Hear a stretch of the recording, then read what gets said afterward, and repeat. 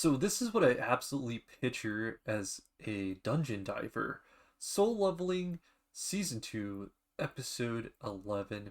We start off with a more head popping. That whole entire outfield team ends up dying.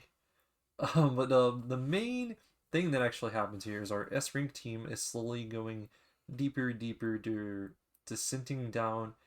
Bayok is leading the team with his vision power, which was pretty cool. He's able to see deep within this nest. And this is where he saw the queen's room. Apparently, there's also knights that walk on two legs, which it comes and bites a little bit later here in a minute. But yeah, they get down there and they're all using their crazy S rank powers. You have the one dude that can turn really large and go to ink mode. He's sick. You got the bow guy. I really don't know much about him, but his bow and his arrows, they have some type of purple aura.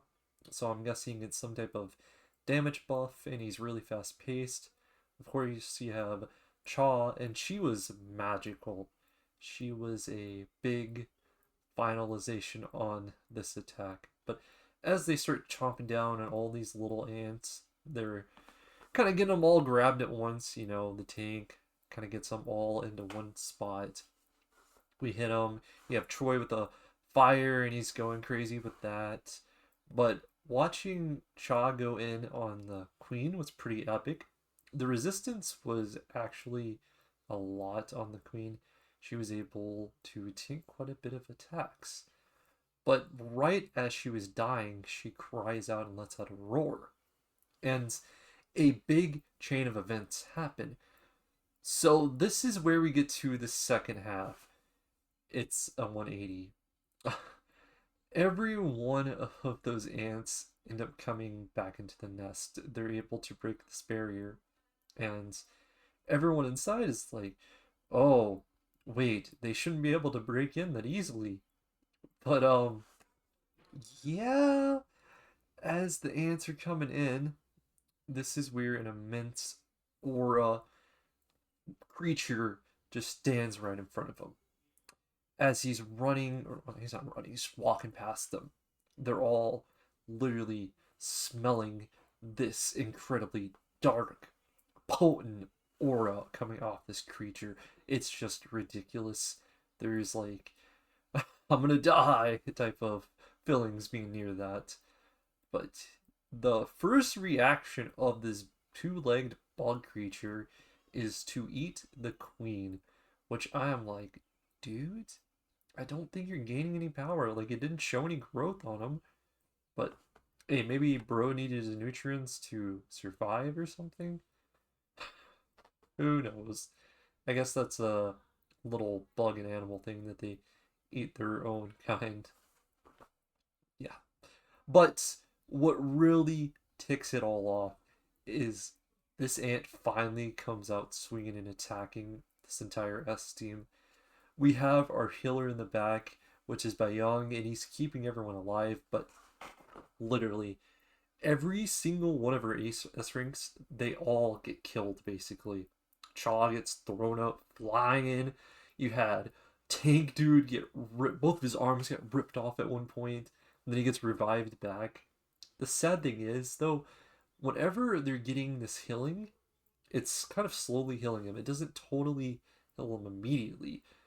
I guess the good part is they're able to grow back their limbs, but there is some type of side effect that we get to see here. The main thing is, though, what really happens is they're all getting the beat down on them. The thing that actually really saved them was an outside aura. This creature is looking for a king, and sadly, during that scuffle, we did lose Byung, who had a very good heart. So once Byung was 8, he learned how to talk just like him. I think that's his same exact voice. I'm not a voice engineer here, but that's what I sensed.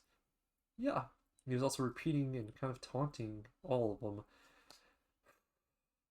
Sad moment there because, seemed like a very nice guy that just wanted peace.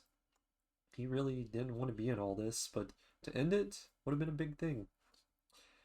Moving past all of this to the very end, that beginning team that's all dead in the outfield, they're finally getting transceivers of what's going on. We have Team Japan over here getting whipped out of there. They're like, yeah, we're gonna get out of here. We're gonna come back later on. We're gonna be the saviors. We're gonna be the saviors. No, like literally, one of the dudes gets head popped. I think the other one, he may have got out, but I'm pretty sure two of them got head popped. This guy had aura. That's all I'm saying. This man had some aura. This bug creature just comes out of nowhere. Are you the king? And he's like, yeah, I'm the king. I don't know, something about him dying in like 5 seconds after, it seems. I think he's dead. He might be alive. Gotta see. Dude, there's so many characters I can't even name them all. Some of them I feel like I've met for 5 seconds and they're already dead. Like, what's the point? But it makes it even doper overall. So with all of that, we have our grand finale, which is actually okay. Hear it out. As all these creatures are coming into the inside of this nest and they're getting ready to attack our S-ring team, this is where they're all at their final stand. They're all about to give up. They're out of will and power. So, Sung soldiers finally arise and come and shield and defend. At the very last second, we get it. Exchange. What does exchange mean? He's gonna switch himself with one of the soldiers. Yes, sir. Yes, sir. Yes, sir. Big finale. I am hyped. And if I had to rate this episode, I'm going to say it's a nice 8.8, setting itself up for something in the 9 category, man. Something for the 9 category. Anyway, guys, tell me how you've enjoyed every episode up till now. We'll kind of go back in time, talk about stuff. Very enjoyable series, and it is scoring high. Must see series, and I am glad this even got done as an anime.